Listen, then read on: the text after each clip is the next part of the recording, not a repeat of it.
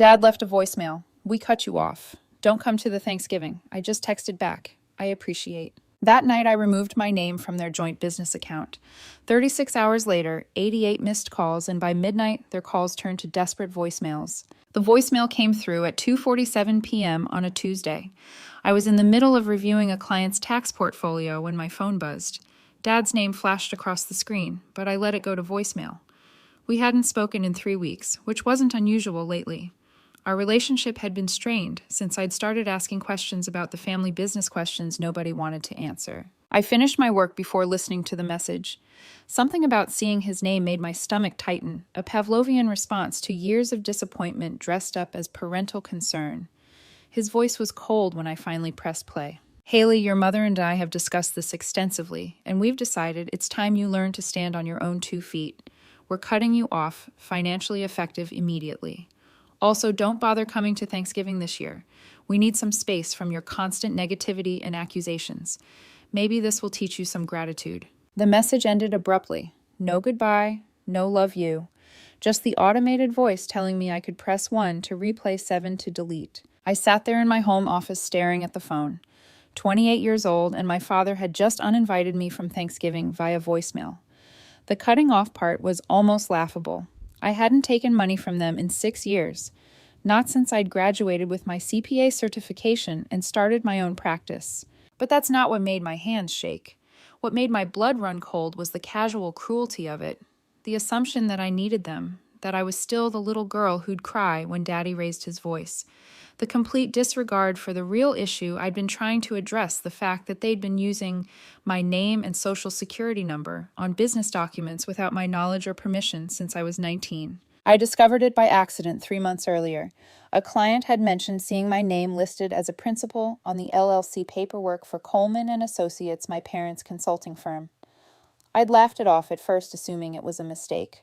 But when I went home and dug through the box of documents my mother had given me for safekeeping years ago, there it was, my signature on papers I'd never seen before, dated from my sophomore year of college. The confrontation had been ugly. Mom cried. Dad got defensive, then angry. They insisted they'd done it to protect the family assets and give me a stake in the business. When I pointed out that forging my signature was illegal, Dad had called me ungrateful. When I suggested we needed to rectify the situation properly, Mom accused me of trying to destroy the family. The conversations had escalated from there. 3 weeks ago, I told them I wanted my name removed from all business documents immediately, or I'd be forced to take legal action.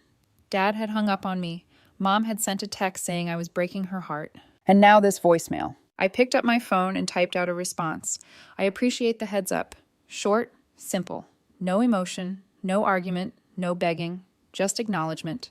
Then I opened my laptop and logged into the online banking portal for Coleman and Associates. Here's the thing. Nobody tells you about being added to business accounts without your knowledge. Once you're on them, you have full access. My parents had made me a co-owner on paper to shield assets, never imagining I might actually exercise the rights that came with that designation. I'd been monitoring the account since I discovered my name on the paperwork, not touching anything, just watching, learning their patterns.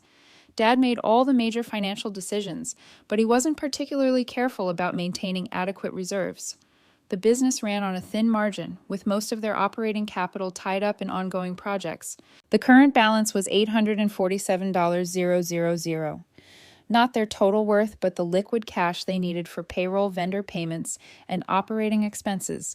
Their biggest client payment wasn't due for another 6 weeks. I stared at the screen for a long time. This wasn't about revenge. This was about protection. They'd already proven they'd use my identity however they saw fit. What would stop them from taking out loans in my name, running up debt, tanking my credit score along with theirs if the business ever went south? The notification settings showed that Dad was the only one who received alerts for account activity. Mom didn't even have online access. She still did everything by phone or in person, technologically incompetent by choice. I created a new business account at a different bank. Then I transferred $847,000 from Coleman and Associates into it.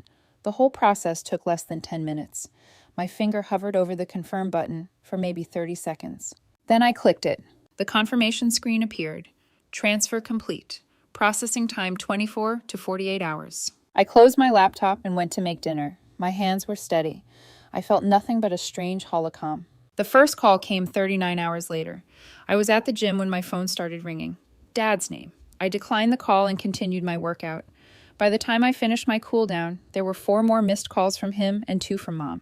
Then the text started. Dad, call me immediately. Dad, Haley, this is urgent. Dad, call me now. Mom, sweetie, please call your father. He's very upset. I drove home, showered, and made myself a salad. The phone kept buzzing. I turned it face down on the counter and ate slowly, methodically. Each bite was deliberate. Each moment of silence was mine. When I finally picked up the phone again, there were 23 missed calls. The voicemails had started.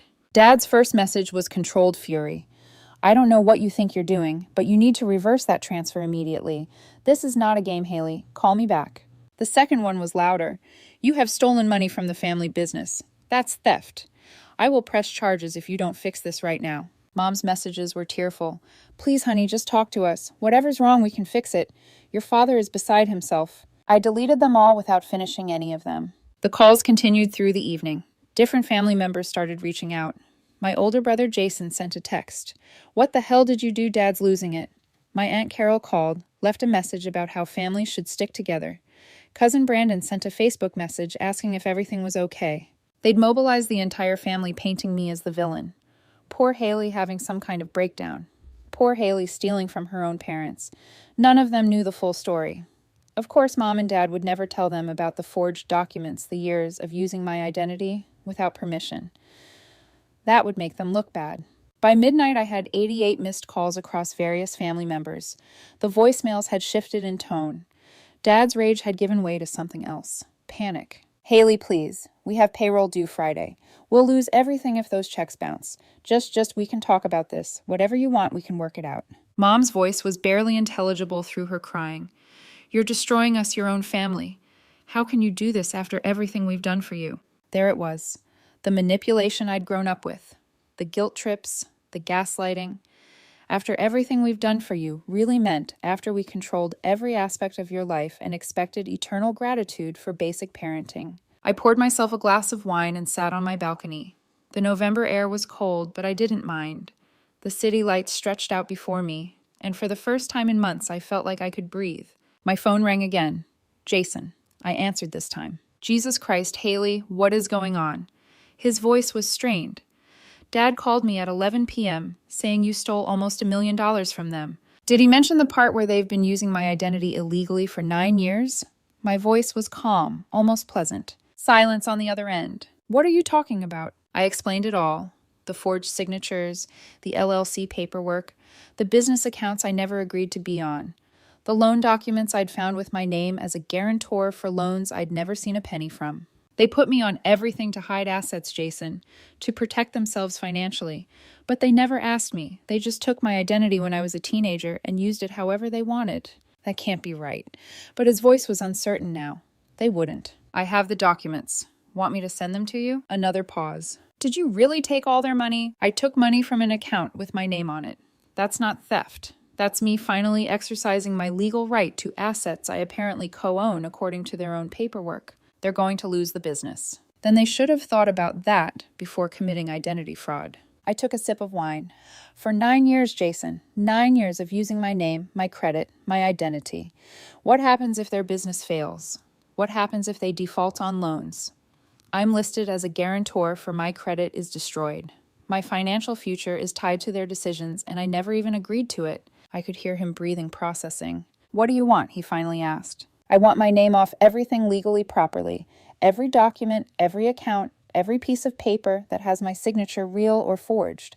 I want a complete severance from their business, and I want it documented by a lawyer. And if they do that, you'll give the money back. If they do that, and if they agree to never use my identity again for anything without my explicit written consent, and if they apologize, actually apologize, not that non-apology garbage where they make me the villain, then we can discuss the return of the funds. Haley, you know Dad's never going to apologize. Then I guess he's going to have a really rough month. I hung up before he could respond. The calls stopped around 2:00 a.m.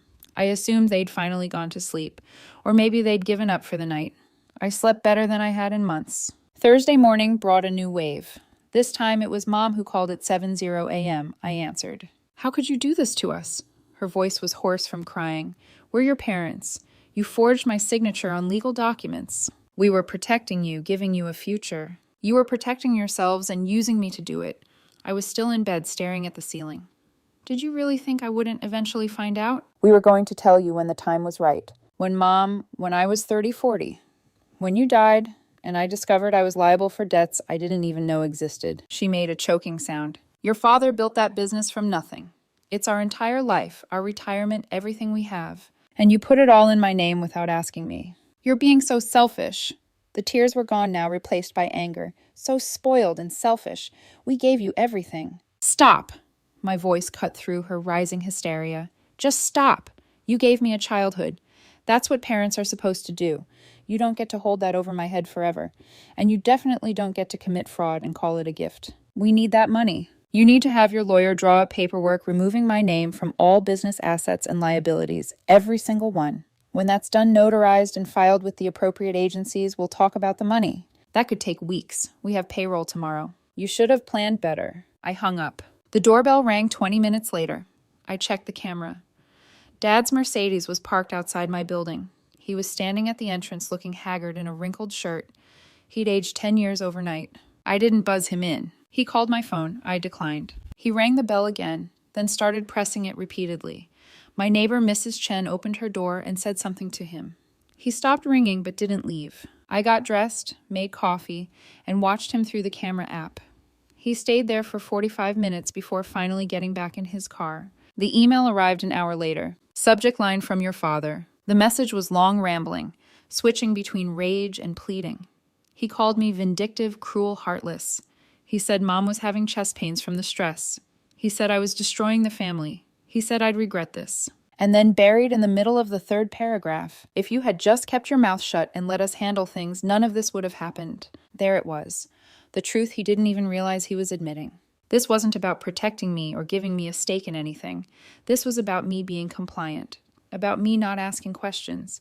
About me being a convenient name on a piece of paper instead of a person with rights and autonomy. I forwarded the email to my lawyer with a brief note. Please file this with the rest of the evidence. Because I'd hired a lawyer 3 weeks ago right after the first big fight. I'd shown him everything. The forged signatures, the documents I'd never seen, the timeline of how my identity had been used. He'd been clear. I had multiple legal options, including pressing charges for identity theft and fraud. But if you go that route, he'd warned, it destroys your relationship with your parents permanently. I'd told him I'd think about it. Now I had him on retainer, ready to move forward if necessary. Friday afternoon brought a shift I hadn't anticipated. My office phone rang. The landline I gave to exactly 3 people. One of them was my accountant, Maria, who'd been helping me organize my own finances after the mess with my parents came to light. Haley, I just got a very strange call from someone claiming to be your father's business partner.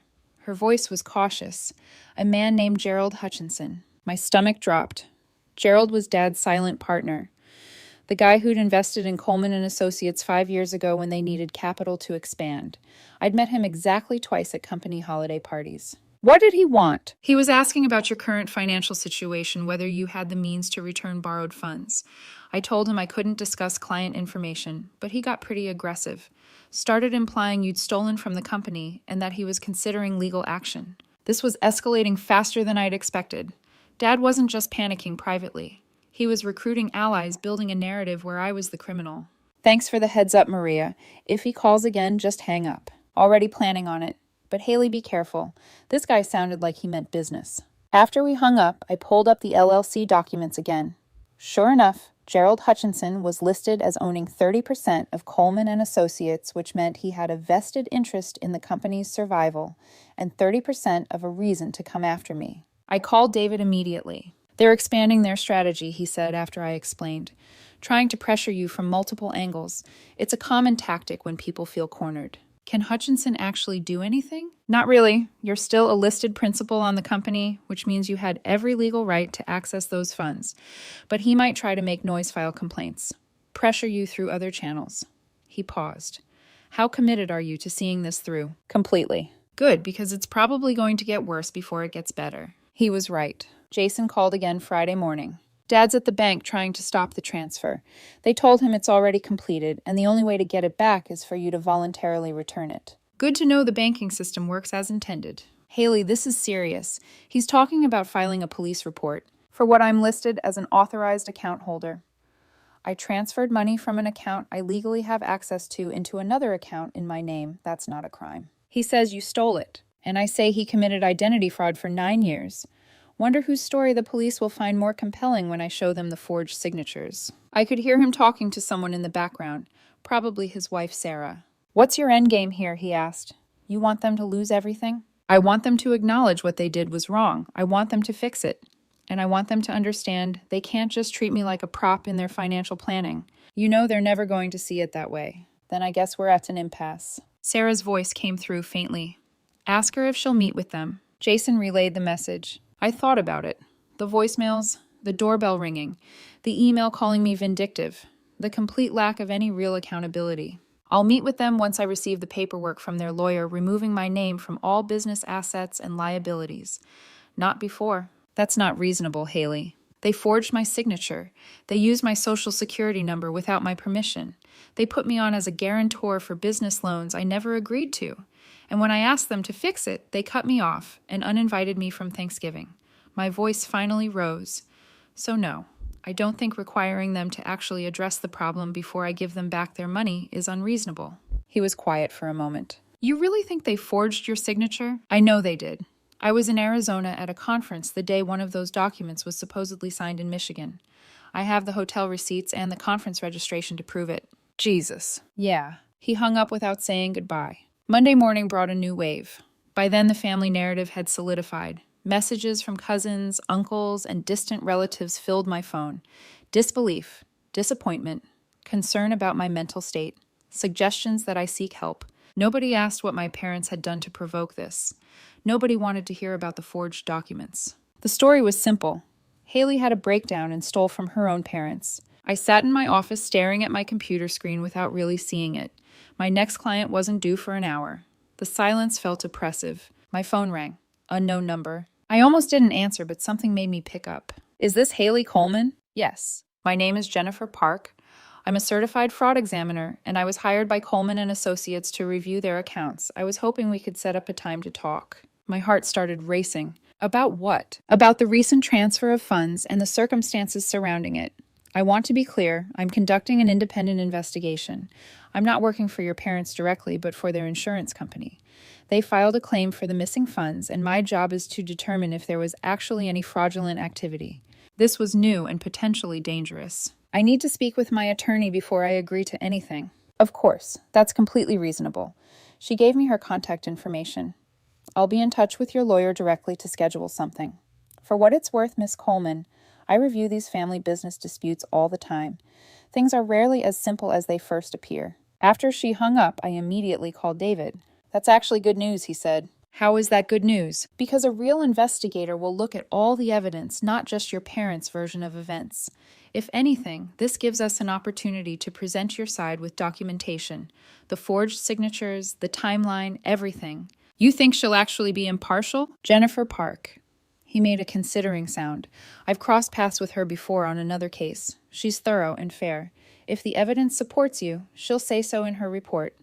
And if the insurance company denies your parents' claim based on that report, it weakens their position significantly. Maybe he was right. Maybe this wasn't an escalation but an opportunity. Set up the meeting, I told him. Let's show her everything. The weekend was quieter. Fewer calls, fewer voicemails. I spent Saturday cleaning my apartment and Sunday meal prepping for the week. Normal mundane tasks that felt like luxury because my phone wasn't constantly buzzing.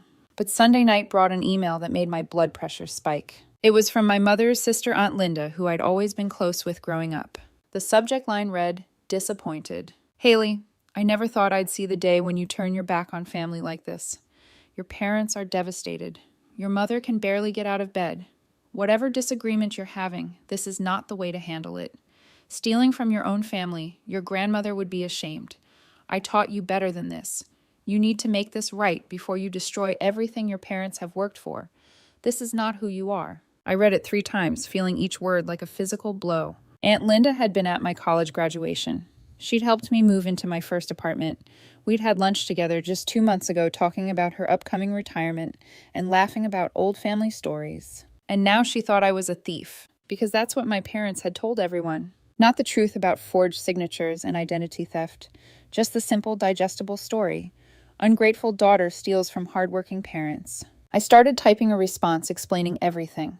Then I stopped, deleted it, started again. If Aunt Linda wanted to believe I was capable of theft without even asking for my side of the story, then she'd already made her choice. Defending myself would just make me look desperate.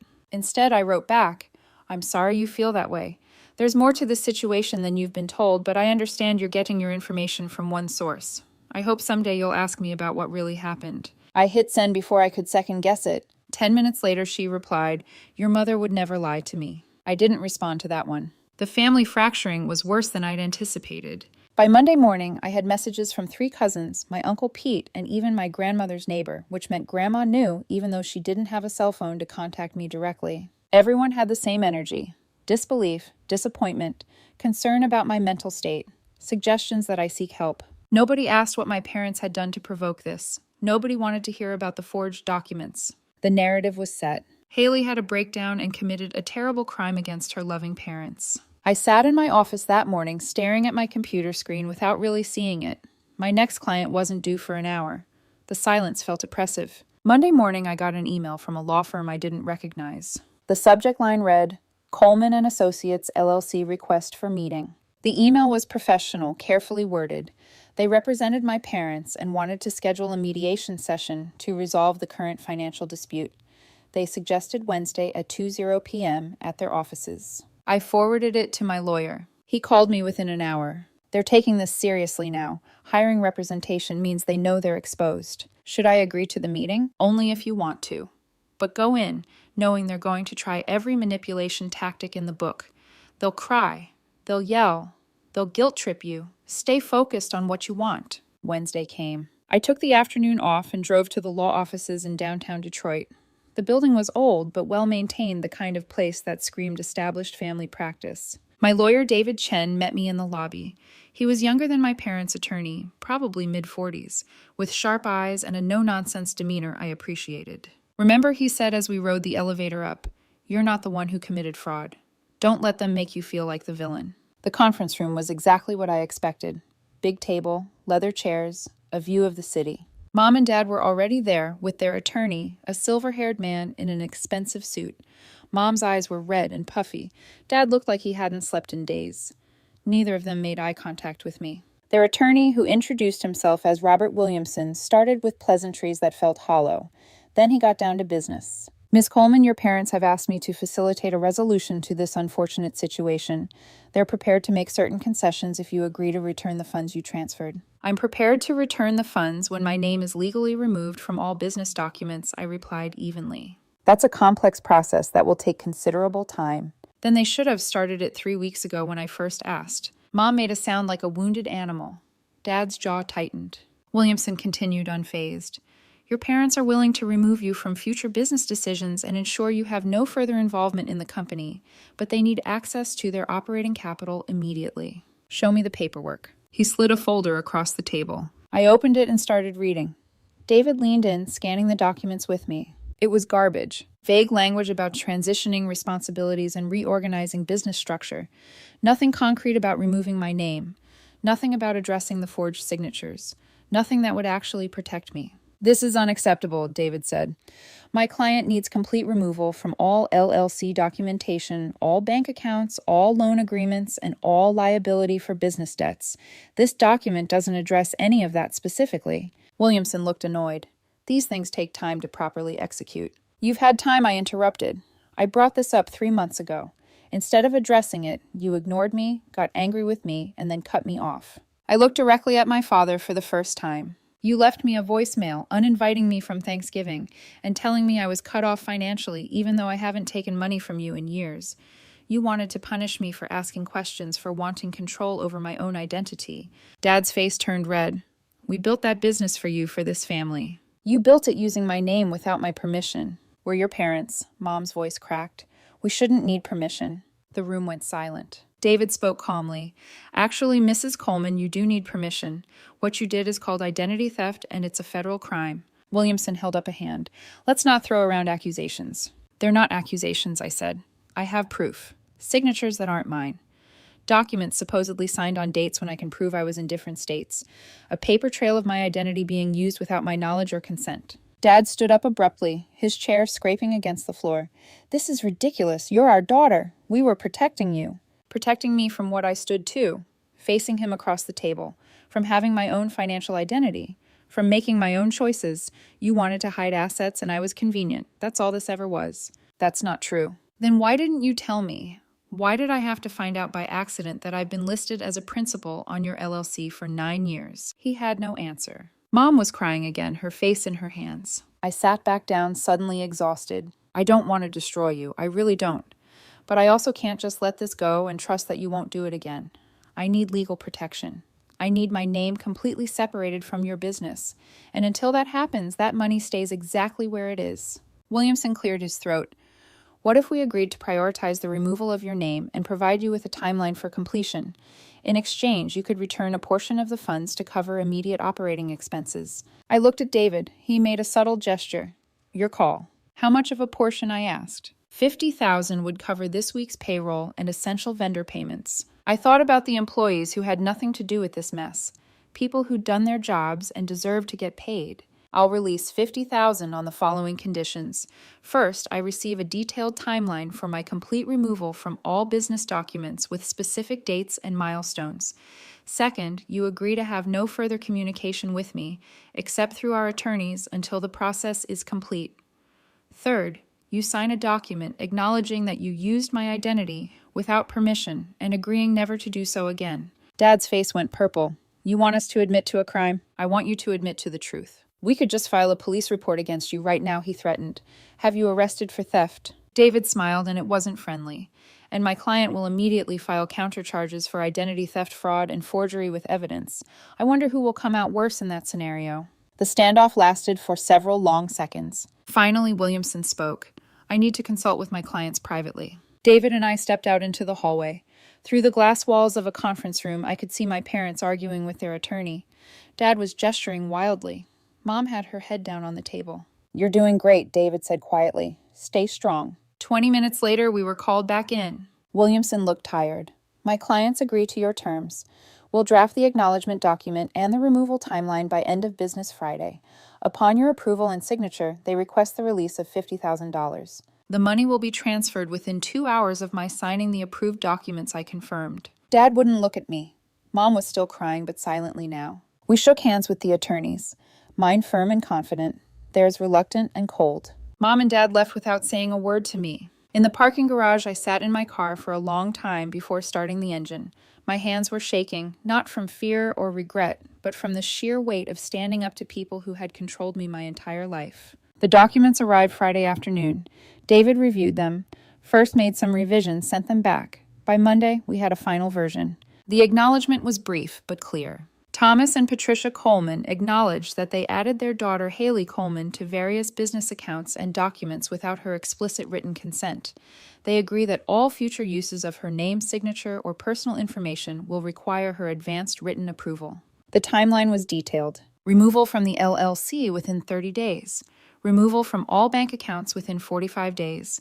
Release from loan guarantor status within 60 days, pending lender approval. I signed. I transferred $50,000 back to Coleman and Associates, and then I blocked my parents' phone numbers. Thanksgiving came and went. I spent it with my friend Rachel and her family eating too much turkey and playing board games with her nieces. Nobody asked me why I wasn't with my own family. Rachel knew enough not to pry. Jason texted me once. Mom wanted me to tell you they miss you. I didn't respond. December brought the first round of paperwork. I was officially removed from 2 of the 3 business bank accounts. The LLC paperwork was filed with the state showing me removed as a principal. The loan guarantor situation was more complicated. 2 lenders agreed to remove me. One refused, saying I'd have to remain until the loan was paid off or refinanced. David negotiated. I'd stay on as guarantor for that one loan, but my parents would carry insurance that would pay it off if they defaulted. The policy would name me as beneficiary. It was expensive for them, but it protected me. By mid-January, it was done. Every piece of paper that had my name tied to their business was either corrected or insured against. My lawyer sent me a binder with copies of everything proof that I was finally legally separate. I transferred the remaining funds back to Coleman and Associates on January 23rd. All but $50,000 that I kept. called it an administrative fee for 9 years of unauthorized use of my identity. David said they could try to fight it, but it would cost them more in legal fees than it was worth. They didn't fight it. I haven't spoken to my parents since that meeting in November. Jason keeps me updated occasionally. The business is struggling but surviving. Mom asks about me every few weeks. Dad refuses to mention my name. My Aunt Carol sent me a Facebook message calling me selfish and cruel. I blocked her. Cousin Brandon reached out to say he understood why I did it, that he'd always thought my parents were too controlling. We got coffee last week. The therapist I started seeing in December says I'm processing decades of manipulation and boundary violations. She's probably right. Some days I feel guilty. Most days I feel free. I'm planning a trip to Colorado in March. Something I never would have done before because Mom would guilt me about not visiting them instead. I'm dating someone new, a teacher named Marcus, who thinks it's attractive that I stand up for myself. I'm sleeping through the night. My credit score is excellent. Mine alone, untangled from anyone else's financial decisions. Sometimes I wonder if I should reach out, try to rebuild something. Then I remember that voicemail, the casual cruelty of it, the assumption that I was still a child who'd come crawling back. I think about the text I sent in response. I appreciate the heads up. At the time, it was all I could manage. Now I see it was perfect, neutral, unbothered, a simple acknowledgement that gave nothing away. They thought they were cutting me loose, teaching me a lesson about respect and gratitude. Instead, they freed me. Last week, Mom sent a card to my office. No return address, but I recognized her handwriting. Inside was a single line. We love you and we're sorry for everything. It wasn't the apology I'd asked for. It wasn't specific. It didn't acknowledge what they'd actually done wrong. It was just another vague statement designed to make me feel guilty for maintaining my boundaries. I put the card in my desk drawer. Maybe someday I'll be ready to respond. Maybe I won't. For now, I'm learning what it means to be my own person, to make decisions based on what's right for me, not what keeps the peace or maintains the family image, to understand that love shouldn't come with the price tag of accepting mistreatment. The restaurant where I met my brother for lunch yesterday had this quote on the wall. Family is supposed to be our safe place. Very often it's the place where we find the deepest heartache. Jason saw me reading it. Heavy, he said. True, though. He nodded, not quite meeting my eyes. Dad asked me to give you a message. I don't want to hear it, he said. He said he's proud of how strong you are, even if he doesn't agree with what you did. I laughed sharp and bitter. That's not an apology. I know, Jason said, but it's the closest he's going to get. We finished our lunch talking about other things, his kids, his work, the new coffee shop downtown, normal sibling conversation, carefully avoiding the crater in our family where holidays and gatherings used to be. When we parted ways in the parking lot, he hugged me. I get it now, he said quietly. What they did to you. I looked at some of those old documents you mentioned. Sarah and I went through our own paperwork to make sure they hadn't done the same thing to us and weren't clean. Just me on my stuff.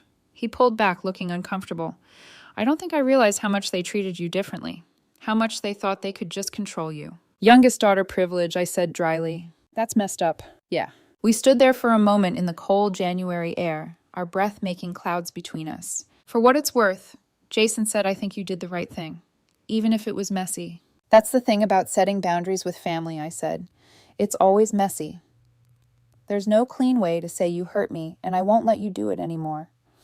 There's no easy path to claiming your own identity when someone else has been using it as their property. But messy doesn't mean wrong. I drove home through the city streets, past the neighborhood where I grew up, past the house where my parents still live. I didn't stop. I didn't even slow down. My apartment was quiet when I got there. Just me and my cat, and the life I built that belongs entirely to me. My name is on the lease. My name is on my bank accounts, only mine. My signature appears only on documents I've actually signed. It's a small thing maybe to someone who's never had their identity borrowed without permission. But to me, it's everything. I poured a glass of wine and stood on my balcony looking out at the lights of Detroit. Somewhere out there, my parents were probably talking about me, maybe with regret, maybe with anger, maybe with that complicated mix of both that defines most family dysfunction. I hoped they were okay. I really did. But their being okay was no longer my responsibility. My phone buzzed. A text from Marcus. Still on for tomorrow night. I smiled and typed back. Absolutely. Life moves forward. The hurt fades slowly. The guilt gets quieter bit by bit. And somewhere in the back of my desk drawer, a card sits with an insufficient apology, waiting for a response I may never give. But that's my choice now. Mine alone.